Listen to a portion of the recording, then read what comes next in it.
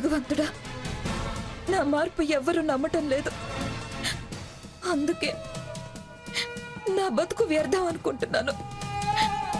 నువ్విచ్చిన జీవితం పూర్తిగా అనుభవించకుండా అర్ధాంతరంగా ముగించేస్తున్నాను. కట్టుకున్న భర్త కాదంటున్నాడని కన్న బిడ్డనే తల్లి లేని వాడిని చేసి నీ దగ్గరకు వచ్చేస్తున్నాను.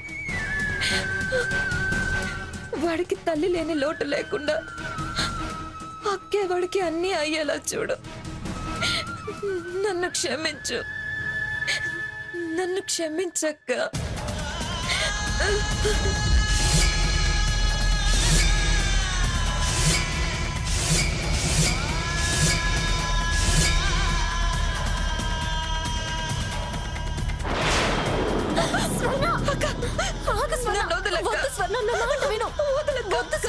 నేను చచ్చిపోవాలి.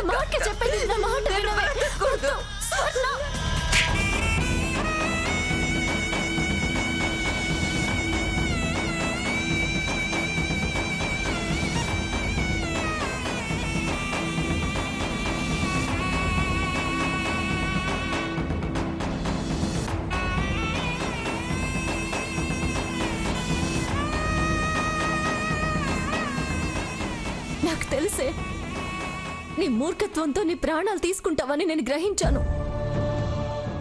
ఎందుకే ఇలాంటి పిచ్చి నిర్ణయం తీసుకోవడం? నీ బిడ్డ భవిష్యత్తు ఏమవ్వాలని? రేపు అమ్మ కోసం వాడు పడే ఆరాట ఎవరు తీరుస్తారు? ఎవరున్న తల్లితో సమానం కారు. అయినా ప్రతి సమస్యకు చావే పరిష్కారం కాదు. పరిష్కారం లేని సమస్యలంటూ ఏవీ లేవు. కోరిక నెరవేర్చుకోవాలి గాని బ్రతుకుని ముగించుకోవడం జీవితం కాదు. అయినా అన్యాయానికి భయపడి న్యాయం చచ్చిపోవడం ఏంటి?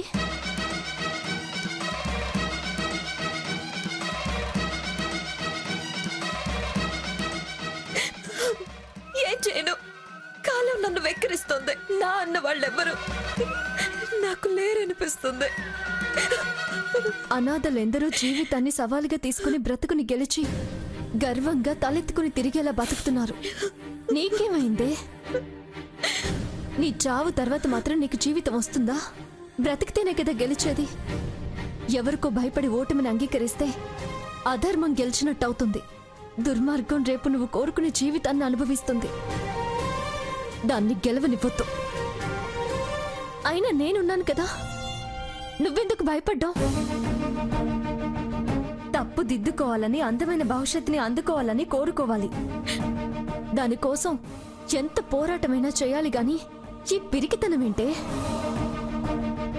చచ్చిపోతే పేరు పోతుందా? నింద పోతుందా? నిరూపించాలి. ఎవరు నిన్ను తప్పన్నారో వాళ్లనే దోషులుగా నిలబెట్టాలి. అమ్మా, అలాంటి వాళ్ళది నిజమైన ప్రేమ కాదు, అది వ్యామోహం. ఎగ్జాక్ట్లీ చిన్నత్త. నిజంగా ప్రేమించుకున్న వాళ్ళు అలా చేయరు. ఎంత మనసు విరిగిపోతే కన్న కూతుర్ని పట్టుకొని మా దృష్టిలో చచ్చిపోయా ఉంటుందా తల్లి?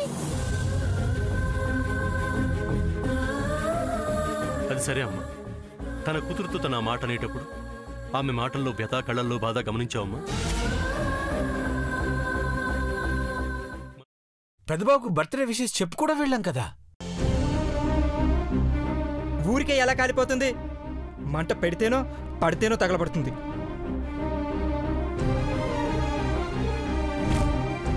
కరెక్ట్ చిన్నబాబు, నీకొచ్చినట్టే నాకు డౌట్ వచ్చింది.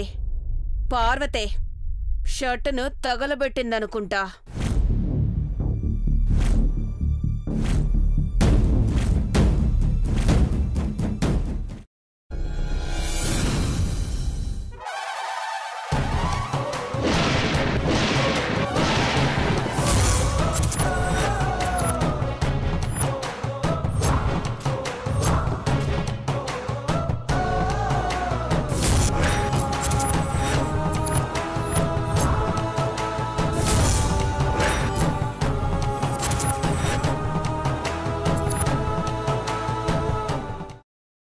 తర్వాత పొట్టు తీసేసి చాప్ చేసి పక్కన పెట్టుకోవాలి.